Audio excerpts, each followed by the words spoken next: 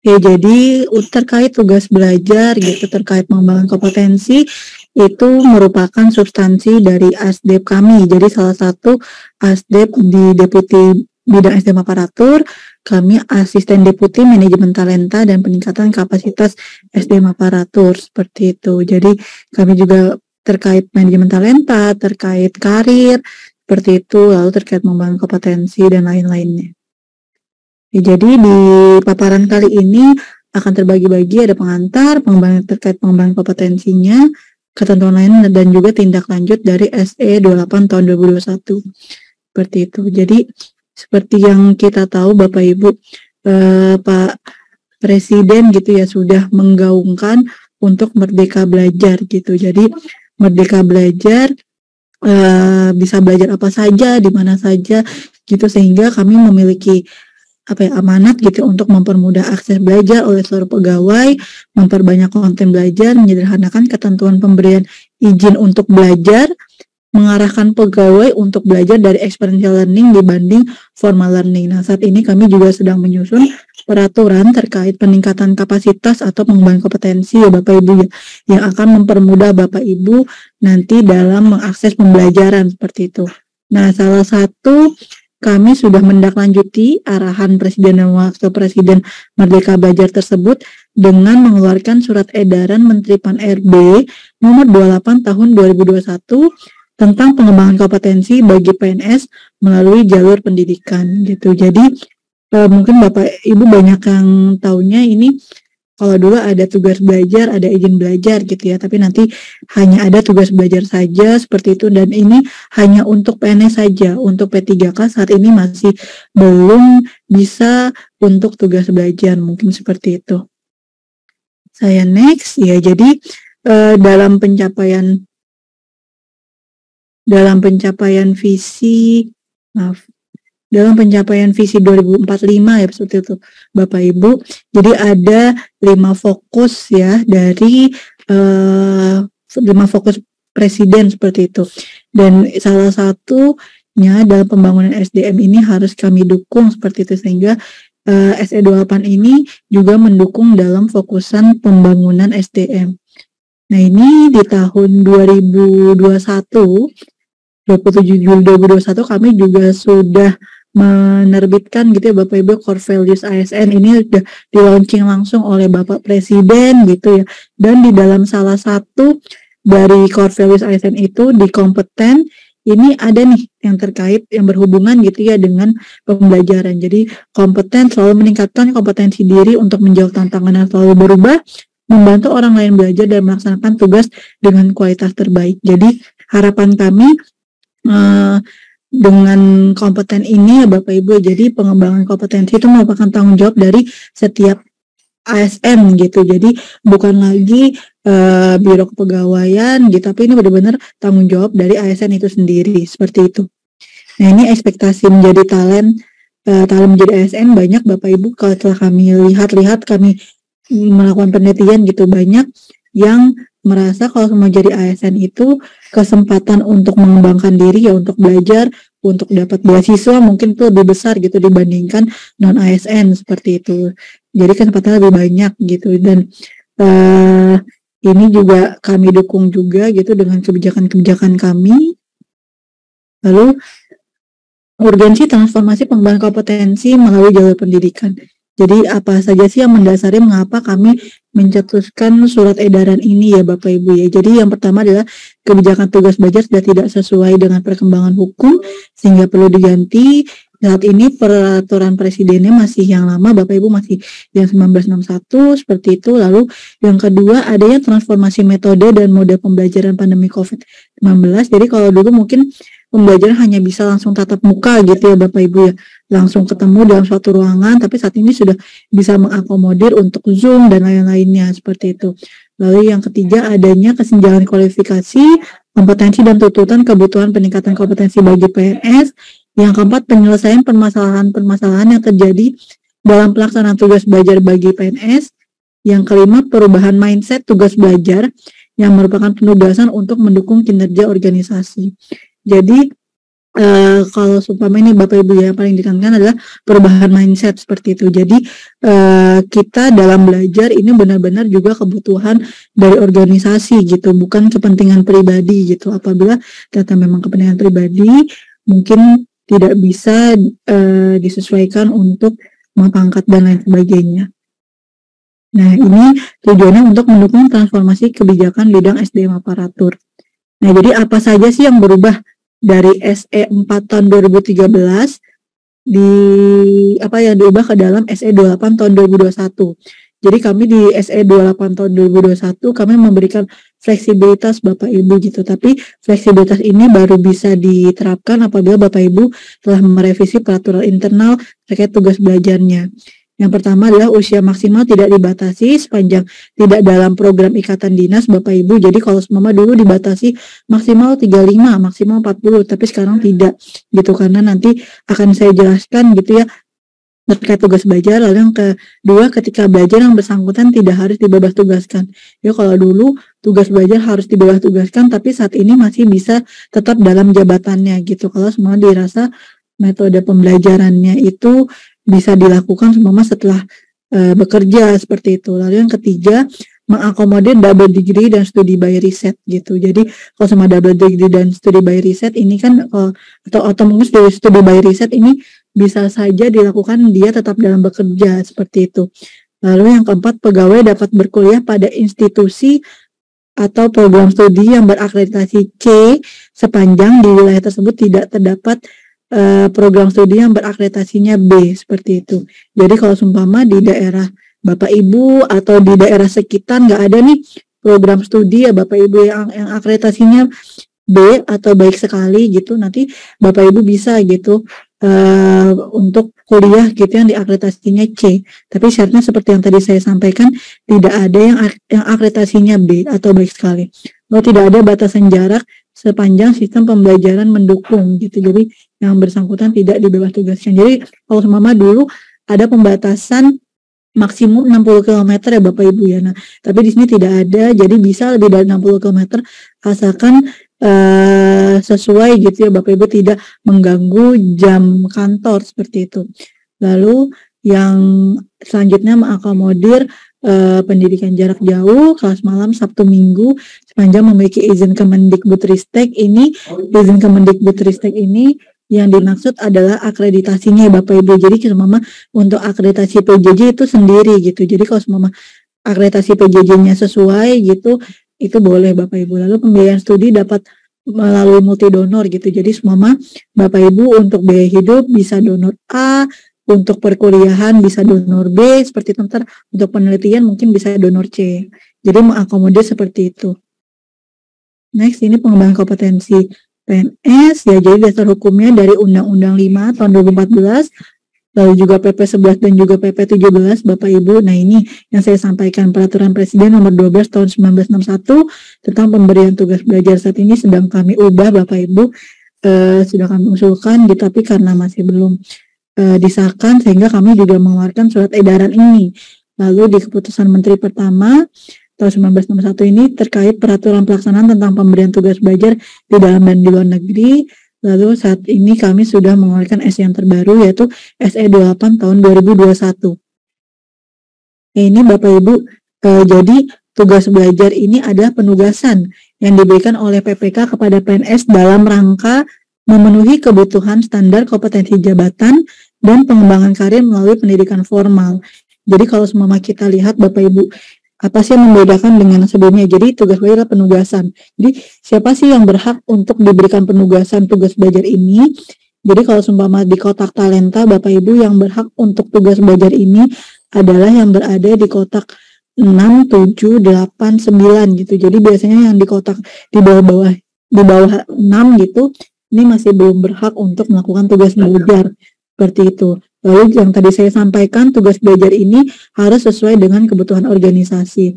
Nah, ini tujuan apa sih yang ini capai dari tugas belajar? Yang pertama, meningkatkan kompetensi diri untuk menjawab tantangan selalu berubah, membantu orang lain belajar, dan ketiga, melaksanakan tugas dengan kualitas terbaik. Nah, ini selaras dengan panduan perilaku core values berakhlak yang kompeten yang tadi saya sampaikan.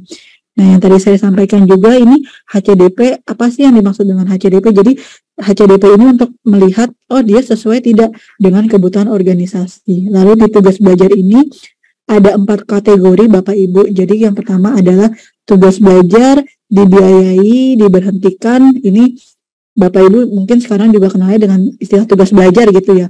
Lalu ada yang tugas belajar dibiayai tapi tidak diberhentikan. Jadi dia tetap dalam jabatannya, itu juga ada. Ada juga dia yang dibiayai tapi tidak dibiayai tapi diberhentikan ya Bapak Ibu ya. Lalu juga ada yang terakhir, mungkin Bapak Ibu tahu istilah izin belajar ini adalah tidak dibiayai dan tidak diberhentikan. Jadi ada 4 kelompok Bapak Ibu gitu. Nah, untuk apa sih yang mendasari dia biasa dibiayai atau diberhentikan, ini dari kebutuhan organisasi dan juga dari sistem penyelenggaraan pendidikannya. Seperti itu. Nah, ini sistem penyelenggaraan pendidikan, jadi bisa perkuliahan daring, bisa double degree, studi bariset juga bisa. Next, ini syarat-syaratnya Bapak Ibu. Kalau seumpama sebelumnya masa kerjanya minimal 2 tahun, tapi di SE ini bisa masa kerja minimal 1 tahun gitu ya. Nah, ini ada perhitungan masa kerja pegawai ini untuk usianya Bapak Ibu. Lalu SKP 2 tahun terakhir predikatnya baik, sehat jasmani rohani, memenuhi persyaratan dan lulus seleksi, sama menandatangani perjanjian terkait pemberian tugas belajar. Lalu juga ada untuk rencana pengembangan kompetensi instansinya, ini yang tidak sedang dan juga tidak pernah, bisa dibaca lebih lanjut.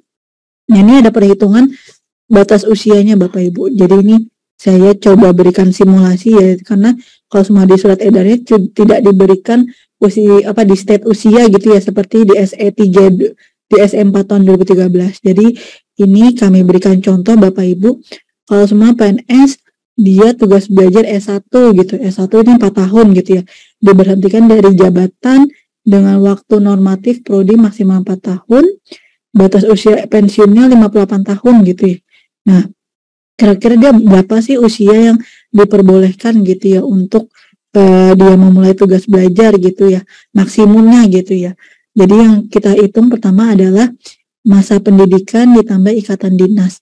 Jadi kalau seumpama untuk yang diberhentikan dan dibiayai gitu ya Bapak Ibu ya, itu nanti ikatan dinasnya itu 2N seperti itu Bapak Ibu gitu.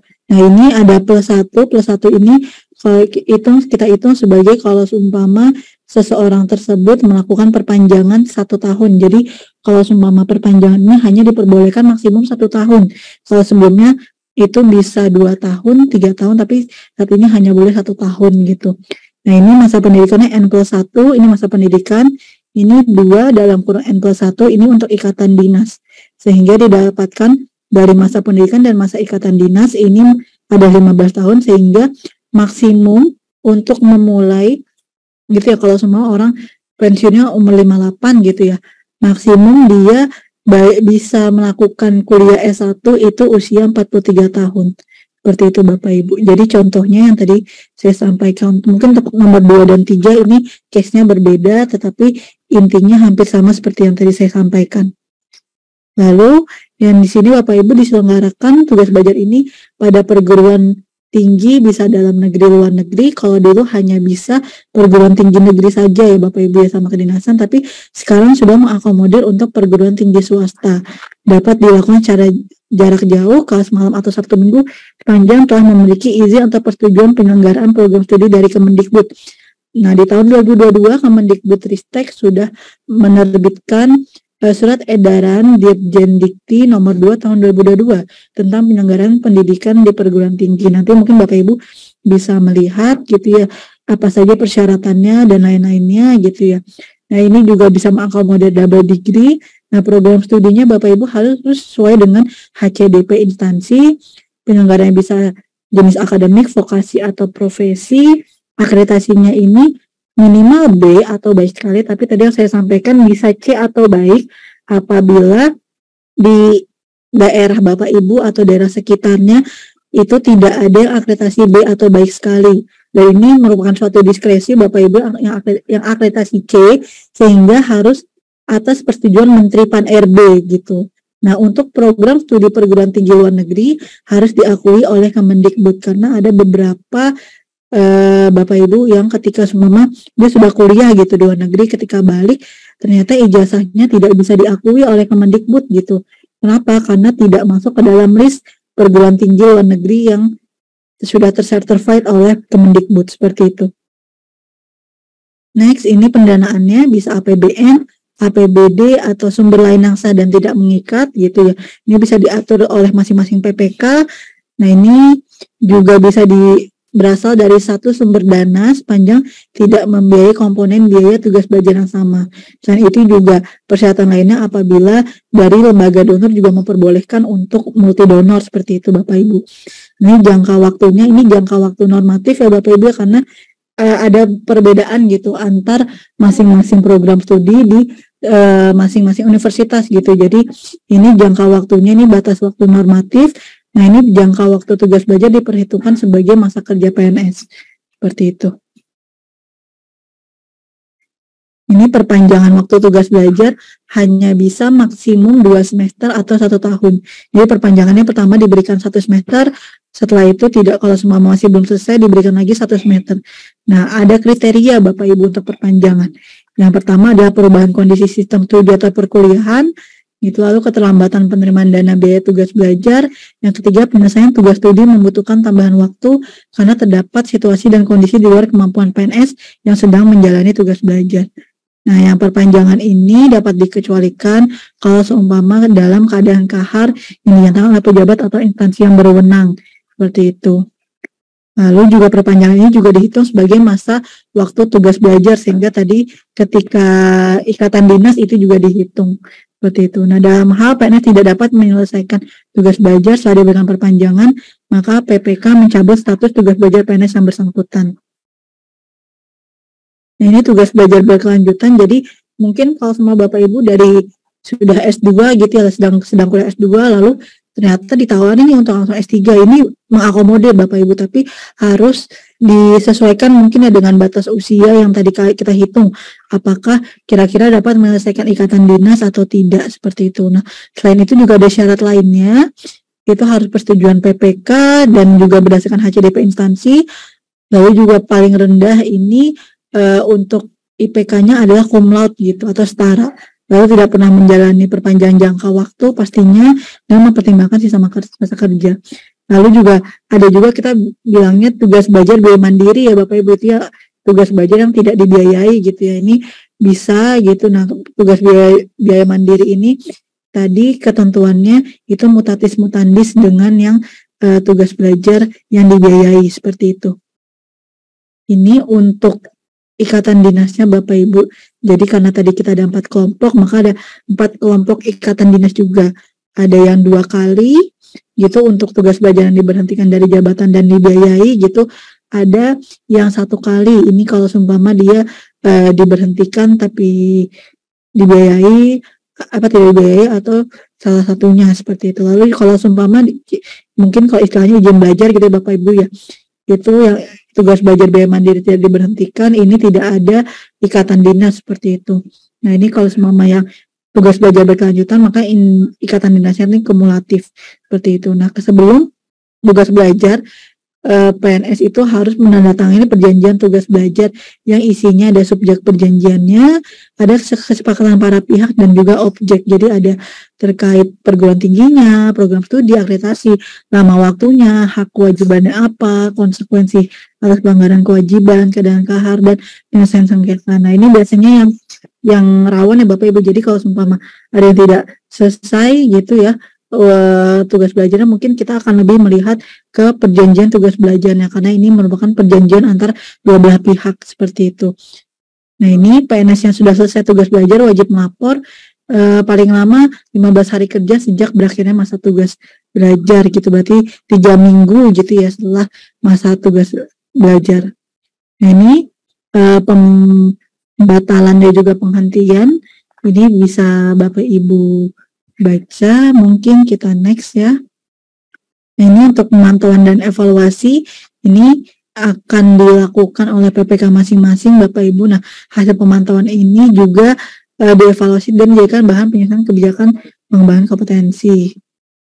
Nah, ketentuan lain-lain ini kami banyak nih Bapak Ibu dari daerah-daerah mungkin ya yang mengajukan ke kami terkait persetujuan program studi akreditasi C. Jadi untuk persetujuan program studi akreditasi C atau baik ini diajukan oleh PPK Bapak Ibu, PPK kepada menteri kami, Kementerian Pan-RB gitu ya, atau pejabat yang berwenang gitu ya, biasanya ini sekretaris daerah gitu ya, mungkin atas nama PPK nanti mengajukan ke kami disertai juga surat pernyataan yang menyatakan bahwa di daerahnya atau daerah sekitarnya itu tidak terdapat perguruan tinggi dengan program studi minimal B atau baik sekali gitu. Nah, untuk akreditasi C ini hanya untuk pegawai yang tidak diberhentikan dari jabatan gitu.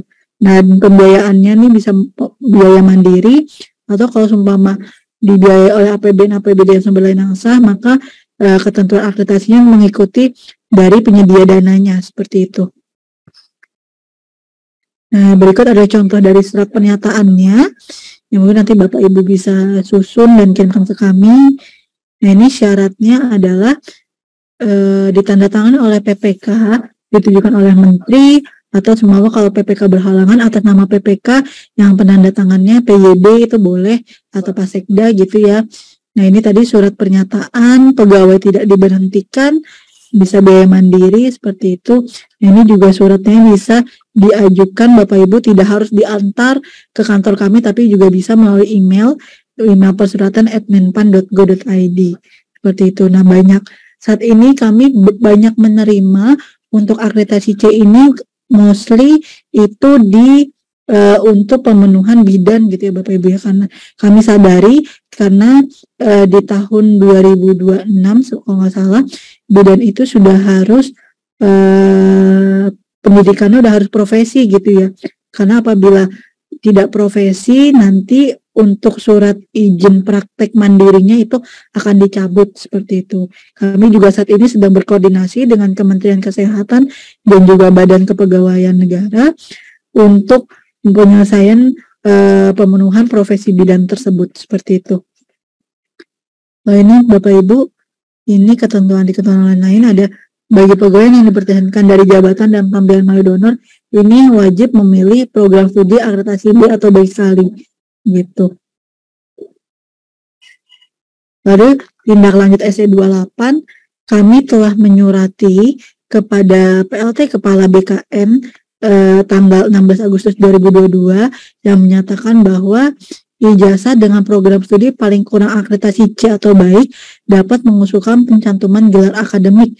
Ya, ini hanya pencantuman gelar akademik saja Bapak Ibu, tidak mengubah ke pangkat seperti itu Bapak Ibu ya. Dengan ketentuan ijazah diperoleh dari program studi yang terakreditasi bagi ijazah yang diterbitkan oleh perguruan tinggi dalam negeri, ijazah yang diakui oleh Kementerian Dikti ya, Dikbudristek bagi ijazah yang diterbitkan oleh perguruan tinggi luar negeri, dan ijazah diperoleh sesuai dengan ketentuan peraturan perundang-undangan seperti itu.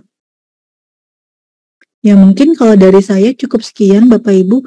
Mungkin kita nanti akan lebih banyak diskusi tanya jawab ya. Terima kasih atas kesempatannya. Saya berikan lagi kesempatan ini kepada Bu Helen. Silakan Bu. Baik, terima kasih Mbak Isma telah memberikan paparan yang begitu berharga. Mungkin kita berikan aplaus dulu. Ya, mungkin bagi Bapak Ibu yang ingin bertanya, sudah ada pertanyaan sepertinya. Di pertanyaan pertama ini dari DLHK 3 Banda Aceh, untuk perguruan tinggi luar negeri, apa boleh mengikuti kuliah online atau hibrid? Pertanyaan kedua dari Sarasel, untuk prodi yang akreditasi masih C, karena tidak ada yang akreditasi B, misalnya di Banda Aceh, bagaimana cara meminta persetujuan ke Menpan RB? Mungkin dari Ibu Isna dulu atau nanti baru saya untuk menambahkan, bisa menjawab dari pertanyaan pertama Banda Aceh. Silakan. Ya, terima kasih atas pertanyaannya dari DLHK 3 Banda Aceh gitu ya. Jadi untuk perguruan tinggi luar negeri apa boleh mengikuti kuliah online gitu ya atau hybrid. Nah, ini biasanya kami lihat dulu gitu ya, maksudnya yang tadi perguruan tingginya apakah terakreditasi oleh Dikti gitu ya, sudah masuk listnya Dikti atau belum. Selain itu juga boleh hibrid atau enggak. Ini nanti kami biasanya Dikti ya yang lebih tepatnya gitu ya. Kenapa? Karena di Dikti aja untuk PJJ ini ada standar yang khusus gitu ya. Nah, kalau seumpama seperti ini, yang kalau kami semua bilang bisa, tapi ternyata di Dikti tidak diakomodir, ini yang akan sulit juga gitu. Jadi mungkin nanti kami bisa tanyakan lebih lanjut ke Dikti gitu ya, karena biasanya untuk perguruan tinggi luar negeri biasanya ini harus lepas dari jabatannya untuk kuliah di sana gitu ya. Dan kalau semua online atau hibrid, ini maksudnya sistem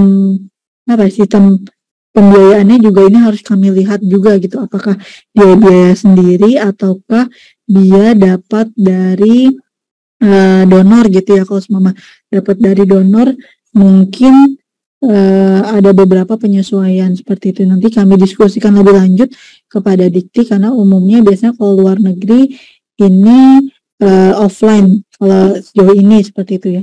Lalu yang kedua tadi ada pertanyaan ya, untuk program studi yang masih akreditasi C karena tidak ada yang akreditasi B gitu. Nah, gimana cara meminta persetujuannya Kemenpan gitu ya. Jadi nanti tadi yang sudah saya sampaikan juga, jadi nanti dari PPK itu kepala daerah, dan dari kepala daerah mengirimkan surat kepada Menteri Pan-RB, kepada Menteri kami, surat permohonan persetujuan akreditasi C atau baik, disertai dengan surat pernyataan yang tadi sempat saya share gitu ya. Nah, nanti kalau apabila PPK berhalangan, bisa yang mengajukan atas nama PPK yang penandatangannya PYB atau sekretaris daerah. Mungkin seperti itu. Jadi nanti di surat pernyataannya diberikan daftar program studinya gitu. Mungkin nanti bisa diakomodir dulu, bisa dilihat gitu kira-kira di Banda Aceh dan daerah sekitar Banda Aceh mungkin ada program studi akreditasi C apa sih yang dia nggak ada nih akreditasi B atau baik sekalinya gitu, yang mungkin kira-kira sesuai dengan kebutuhan dari organisasi dan PNS di Banda Aceh ini semangat untuk kuliah di situ gitu ya. Mungkin bisa diakomodir terlebih dahulu lalu diusulkan ke kami, mungkin seperti itu. Mungkin kalau dari saya seperti itu. Dari Bu Helen ada tambahan? Kalau dari saya cukup, Mbak Isma. Cuman jadi pertanyaan-pertanyaan ini mungkin bisa dijawab ketika bersurat ke Menpan ya, Mbak Isma, untuk PPK-nya. Seperti misalnya, apakah tadi perguruan tinggi luar negeri boleh mengikuti kuliah online atau seperti itu? Intinya di PPK ya.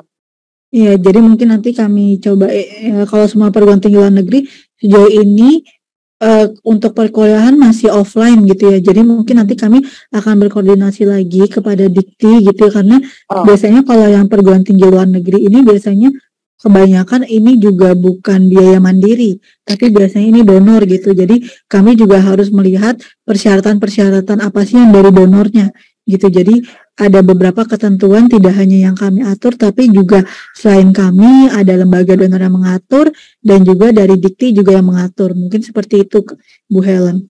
Oke, jadi jawabannya seperti itu. Dan ini ada lagi pertanyaan selanjutnya dari Ibu Emira Mira YouTube. Apakah SE ini bisa menjadi dasar untuk penyusunan perwal di daerah? Mungkin saya mungkin bisa jawab ya. Nanti Mbak Isa bisa tambahkan. SE ini bisa jadi acuan atau pedoman bagi penyusunan perwal di daerah. Ketika SE ini berlaku, otomatis SE yang 4 yang dulu itu gugur dengan sendirinya, sehingga berlakulah SE nomor 28 tahun 2021 itu. Ini yang bisa menjadi salah satu penjembatan terkait ketentuan tugas belajar yang baru. Mungkin dari Mbak Isma seperti apa jawabannya?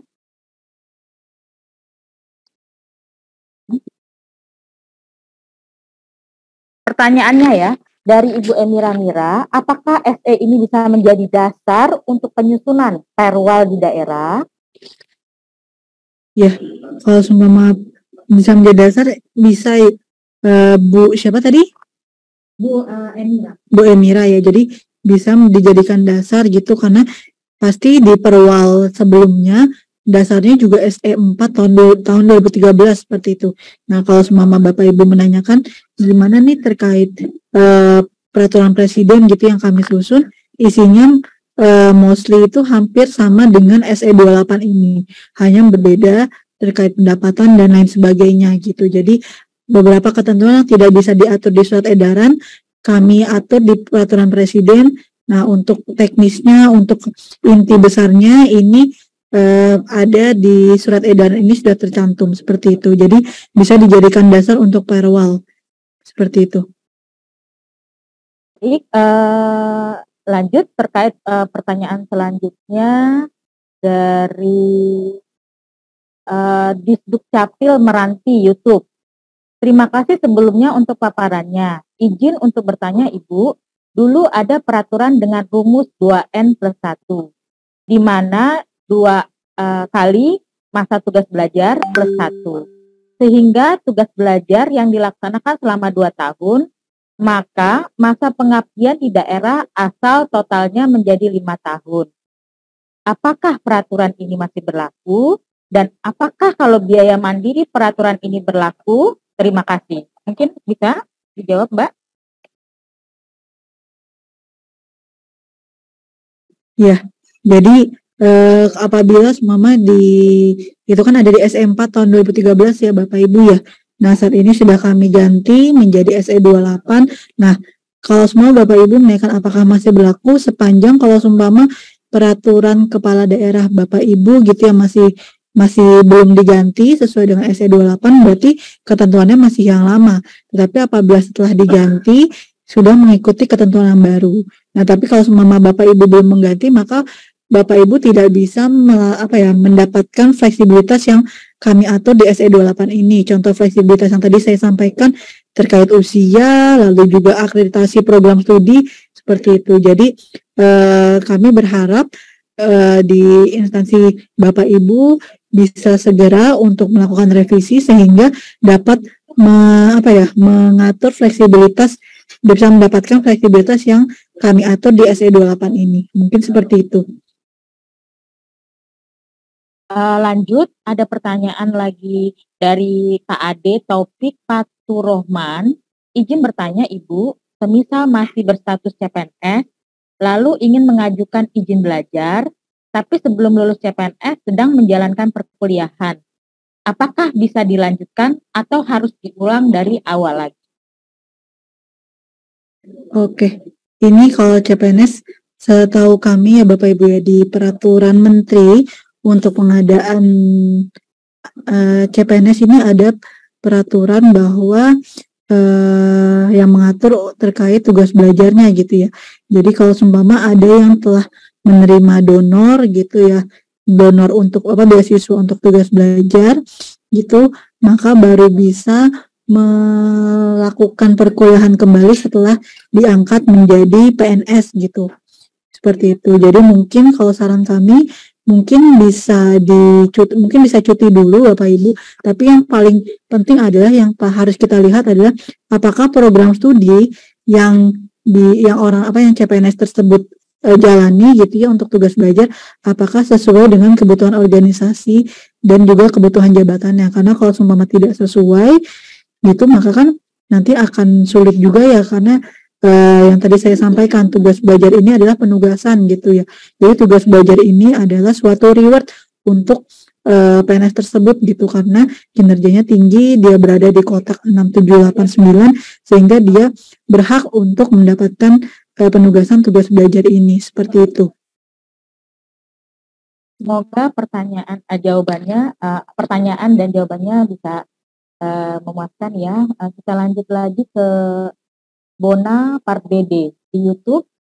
Apakah bentuk izin belajar sudah tidak digunakan lagi? Lalu, apakah bentuk izin belajar berubah menjadi bentuk tugas belajar dengan biaya mandiri? Silakan. Pertanyaannya, apakah bentuk izin belajar sudah tidak digunakan lagi? Lalu, apakah bentuk izin belajar berubah menjadi bentuk tugas belajar dengan biaya mandiri? Ya, jadi untuk izin belajar, kalau semua di surat edaran kami sudah tidak ada lagi istilah izin belajar, mungkin lebih tepatnya masuk di kategori tugas belajar yang tidak dibiayai dan juga tidak dibebas tugaskan. Nah, untuk ketentuannya ini berbeda Bapak Ibu dengan izin belajar yang sebelumnya gitu ya. Jadi kalau seumpama ini ya izin belajar sebelumnya untuk perpanjangan ini bisa nggak ada batas waktunya gitu. Tapi kalau seumpama saat ini di SRE 28 ini untuk perpanjangan hanya bisa maksimum 1 tahun gitu. Kenapa sih maksimum 1 tahun? Karena tadi yang saya sampaikan yang berhak untuk melakukan tugas belajar ini adalah orang PPNS yang memang kinerjanya sudah baik gitu ya, yang berada di kotak 6, 7, 8, 9 gitu. Jadi kami harapkan dengan perpanjangan maksimum 1 tahun sudah dapat menyelesaikan tugas belajarnya seperti itu. Lalu di sini ada pertanyaan mungkin Bu Helen di Zoom dari Pak Koko. Mungkin yang saya tambahkan lagi ya terkait izin belajar tadi. Jadi Mbak Isa, untuk izin belajar yang SE04 itu kalau daerah belum menyesuaikan SE-nya, berarti masih berlaku izin belajar yang masih berlaku izin belajar SE04. Tapi kalau sudah menyesuaikan SE28, berarti dia menyesuaikan tugas belajar biaya mandiri ya. Nah, ini sebagai informasi lebih lanjut lagi, pertanyaan selanjutnya ini terkait mohon info untuk pegawai yang telah memiliki ijazah setingkat lebih tinggi sebelum menjadi CPNS. Apakah bisa diterima untuk pencantuman gelar? Jika bisa, bagaimana dengan surat izin belajarnya? Kebetulan studi liniernya dengan jabatannya. Untuk peraturan yang ijazah setingkat lebih tinggi sebelum menjadi CPNS, di peraturan kita bisa yang di SE tindak lanjut SE 28 itu diusulkan oleh PPK-nya. Surat saja Kemenpan kami akan menjawab sesuai dengan surat yang ada. Atau nanti Mbak Isa bisa menambahkan? Ya, jadi untuk yang ini Bapak Ibu ya, untuk ijazah. Jadi kami telah memberikan berkirim surat gitu ya ke BKN ya untuk ijazah setingkat lebih tinggi sebelum menjadi CPNS. Ini juga sudah diatur Bapak Ibu di peraturan kepala BKN terkait ini. Mungkin nanti Bapak Ibu bisa cari, saya lupa peraturan kepala BKN nomor berapa, ini ada gitu. Jadi bisa saja, nah untuk surat izin belajarnya nanti setahu saya itu surat keterangan kalau telah melakukan pendidikan. Nanti dari instansi Bapak Ibu yang akan membuatnya gitu. Nanti yang akan membuat surat pengganti izin belajarnya itu. Seperti itu. Nanti setelah ada, nanti bisa diusulkan ke BKN. Langsung nanti mungkin bisa dilihat untuk, saya lupa peraturan kepala BKN nomor berapa, terkait ini ada yang mengaturnya. Seperti itu. Kalau nggak salah perkabataan nomor 112 ya. Sepertinya. Mungkin bisa nanti kita akan cek lagi, kalau ada pertanyaan bisa kita jawab di surat yang ke Menpan. Kemudian terkait lanjut Ika Hawiyanti, mohon izin bertanya, bila mana ASN itu kuliah padahal kampus tersebut akreditasinya telah habis, akreditasi dalam proses perpanjangan apakah boleh? Mungkin bisa dijawab dengan Mbak Isa dulu. Iya, jadi akreditasinya telah habis, ini mungkin harus lihat juga ya akreditasinya apa gitu ya. Terus tadi telah habis, biasanya sih ini apa ya, kadang kalau semama di BKN gitu kita melihatnya akreditasi di awal ya Bapak Ibu ya, bukan akreditasi di akhir gitu. Jadi mungkin kita lihat lagi di awal perkuliahan ya Bapak Ibu, bukan di akhirnya gitu. Jadi kita lihat perkuliahan di awal, oh dia akreditasinya apa, kalau semama kita mau lulus ternyata sudah habis, itu nggak apa-apa. Tapi kalau semama ternyata kita baru mau kuliah nih, terus akreditasinya habis, nah ini biasanya apa ya, kadang masih belum bisa Bapak Ibu gitu, karena takutnya mutunya menurun dan lain sebagainya gitu. Mungkin nanti bisa dilihat lagi gitu ya, jadi mungkin bisa ditunggu dulu gitu. Artinya ini kita mengatur terkait akreditasi agar mutu dari pendidikan yang telah dijalani untuk PNS ini terstandar gitu ya, dan juga kami harapkan juga si kampus juga aktif gitu, karena jangan sampai si PNS yang dapat kerugian gitu karena si kampus tidak melakukan penyesuaian ulang akreditasi seperti